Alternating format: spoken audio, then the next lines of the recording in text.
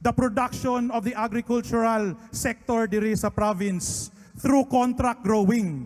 Pasabot, we will bring in different kinds of companies in the province so that they can add jobs para mo manufacture, para mo trabaho, plus masabot pagyod ang atuang mga kauban mag-uuma na taga-bukiran na mag-tie up sa paghatag og hinabang.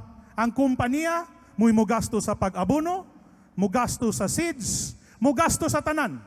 Ato mga amigong mag-uuma, ilahan na lang may hago og singot.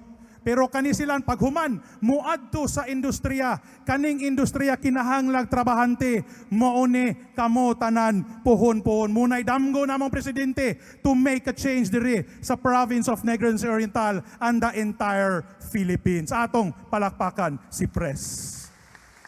It is a very visionary idea and something that we are all to be proud of. Ako, pagdungog na ako, murag na nimbarot akong balibo.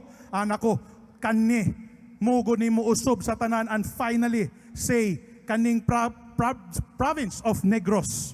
Makasultig ko, pohon-pohon, sugod ta, gumikan sa pagtabang ni Presidente. That is something ako ikasalig kaninyong tanan. Atong palakpakan usog. So anyway, naaman si Pres diri.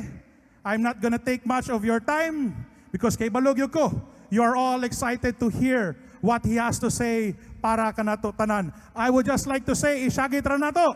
Okay ra ba? BBM! BBM! BBM! Dungan ta, BBM! Watay mingaw man usob-usob. BBM! BBM! BBM! Okay. Press. Okay na gud ta. The Negros Oriental, the entire people of Negros Oriental truly loves you. And let's work together for helping the province and the whole country. Thank you so much, Press. Thank you kaninyo tanan and maayong hapon. Maraming salamat po, Governor Sagarbaria.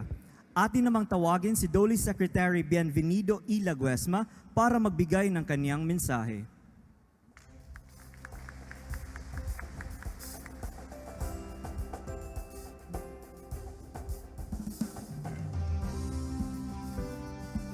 Minamahal at iginagalang na Pangulo ng Republika ng Pilipinas, President Ferdinand R. Marcos Jr., ang aking partner sa pagsiservisyo sa atin pong mga lingkod bayan,